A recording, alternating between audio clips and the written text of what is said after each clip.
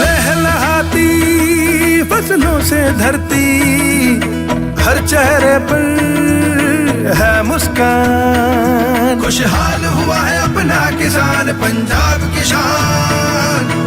पंजाब सरकार किसानों की बेहतरी के लिए प्रतिबद्ध है। खाद, बीज और बिजली की आपूर्ति से लेकर फसलों का उचित मूल्य सुनिश्चित करने तक हर जरूरी कदम उठाए जा रहे हैं ताकि किसानों को अधिक लाभ मिले।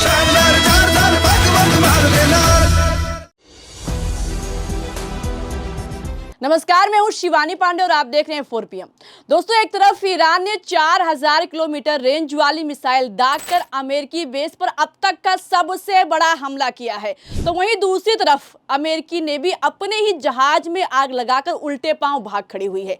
मतलब ईरान का खौफ इतना है कि अमेरिकी इंटेलिजेंस फेल हो गई है, और तो और ट्रंप खुद हार मानते हुए कह रहे हैं कि अमेरिका के बस का कुछ नहीं बचा है।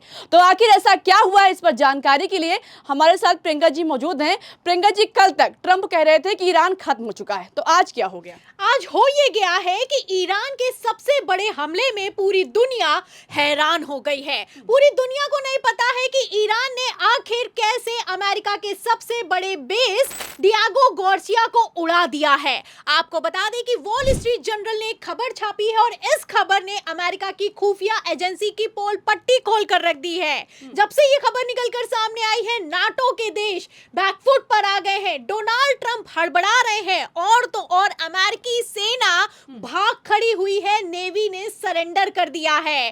खबर हमने अपने दर्शकों को दिखाई। इस जंग की ये सबसे बड़ी खबर है और इस खबर में साफ लिखा हुआ है कि किस तरीके से ईरान ने अमेरिका और ब्रिटेन का जो ज्वाइंट मिलिट्री बेस है, जो कि हिंद महासागर में स्थित है, नाम है डियागो गार्सिया, उसे धुआं धुआं कर दिया है। 4000 किलोमीटर रेंज की मिसाइल ईरान की तरफ से दागी गई और 4000 किलोमीटर तक अमेरिका इस मिसाइल को इंटरसेप्ट नहीं कर पाया। ये अपने आप में गौर करने वाली बात है। मतलब बीच में कोई रडार सिस्टम नहीं काम कर रहा था, कोई खुफिया एजेंसी काम नहीं कर रही थी, कोई भी एयर डिफेंस सिस्टम नहीं काम कर रहा था। मतलब ईरान ने 2 मिसाइलें दागी और उसमें से एक मिसाइल ने बिल्कुल अपने टारगेट पर हिट कर दिया है। फिलहाल आखिर कैसे ईरान ने इतना तगड़ा हमला किया है, इसको लेकर रिसर्च की जा रही है।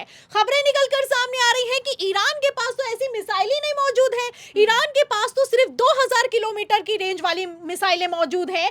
ऐसे हालातों में 4000 किलोमीटर तक ईरान की मिसाइल गई कैसे? आपको बता दें शिवानी, जो खबरें निकलकर सामने आ रही हैं वो अपने आप में बहुत खतरनाक है। जाहिर सी बात है कि ईरान के पास बड़ी बड़ी कई मिसाइलें ऐसी मौजूद हैं जिसकी खबर अमेरिका तक को नहीं है। अब दावा यह किया जा रहा है कि ईरान के पास ICBM मौजूद है। ये एक ऐसी मिसाइल है जो कि 5000 किलोमीटर से लेकर 18000 किलोमीटर तक मार कर सकती है। इस मिसाइल को लेकर मैं आपको बता दूं, इसको कहा जाता है इंटरकॉन्टिनेंटल बैलिस्टिक मिसाइल। ये एक ऐसी मिसाइल है जो कि बहुत दूर तक मार करती है।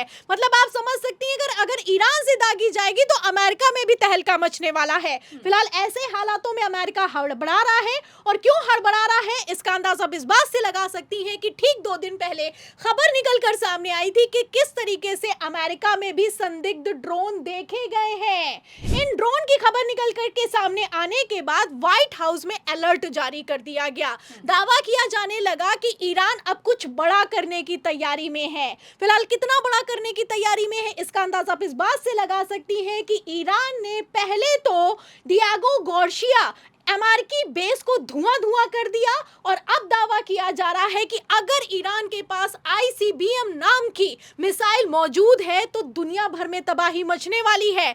आपको बता दें शिवानी, अभी तक तो सिर्फ और सिर्फ खाड़ी के देश खतरे में बताए जा रहे थे, लेकिन अब यूरोप के देश भी खतरे में आ गए हैं, नाटो के देश भी खतरे में आ गए हैं, क्योंकि ईरान की रेंज बढ़ गई है। मैप भी मैं आपको दिखा देती हूँ। इस मैप में आप देख सकती हैं, अगर ICBM ईरान के पास मौजूद है तो सिर्फ खाड़ी देश नहीं बल्कि उसके आसपास के टर्की, जर्मनी और बाकी तमाम देश भी खतरे में दिखाई दे रहे हैं। पूरा यूरोप खतरे में आ गया है। अब जाहिर सी बात है कि ऐसे हालातों में नाटो के देश हड़बड़ा रहे हैं और जाहिर सी बात है कि ईरान के इतने तगड़े हमले के बाद नाटो के देशों को रिएक्ट करना चाहिए। फिलहाल नाटो के देश अब अमेरिका का साथ देने के लिए तैयार नहीं हो रहे हैं। ये अपने आप में चौंकाने वाली बात है क्योंकि ईरान के खिलाफ अब कोई भी जंग में खड़ा नहीं होना चाहता है। हर देश ये अच्छे से जानता है कि खामनेई की मौत के बाद से ईरान मरने मारने के लिए तैयार है। ऐसा लगता है कि मानो ईरान के पास कुछ खोने के लिए नहीं बचा है। ऐसे हालातों में ईरान करने को कुछ भी कर सकता है। अरे जो अमेरिका के 4000 किलोमीटर दूर के अमेरिकी बेस को उड़ा सकता है, F-35 स्टेल्थ फाइटर जेट को मार गिरा सकता है, वो क्या कुछ कर सकता है आप समझ सकती हैं। आपको बता दें शिवानी, बड़ी खबरें निकलकर सामने आ रही हैं कि डोनाल्ड ट्रंप की हालत खराब हो गई है।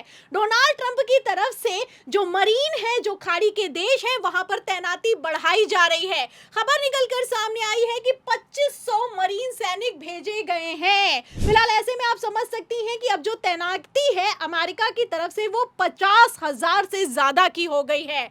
मतलब साफ है कि ट्रंप कह तो रहे हैं कुछ और, लेकिन जाहिर सी बात है कि वो कुछ बड़ा करने की तैयारी में है। हो सकता है कि अमेरिका अपनी सेना जमीन पर उतार दे, लेकिन क्या ये रिस्क लेने के लिए ट्रंप अभी तैयार हैं? इसको लेकर एक्सपर्ट सवाल कर रहे हैं। आपको बता दें शिवानी, पहले भी जब ट्रंप की तरफ से दावा किया गया था कि वो स्ट्रेट ऑफ हॉर्मुज पर कब्जा कर लेंगे, तब भी अमेरिकी नेवी ने कह दिया था कि ऐसा नहीं हो पाएगा। अमेरिकी नेवी की तरफ से, अमेरिकी सेना की तरफ से बाकायदा बयान जारी करते हुए कहा गया कि अगर जंगी जहाज पानी में उतार दिए तो उन्हें एस्कॉर्ट करना मुश्किल हो जाएगा, उन्हें बचाना मुश्किल हो जाएगा।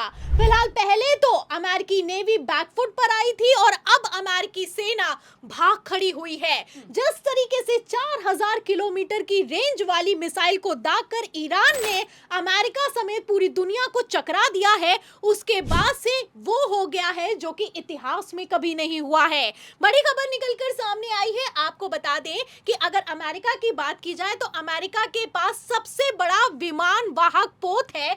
इसका नाम है USS गेराल्ड आर फोर्ड। ये 9 महीने से खाड़ी देशों में तैनात है।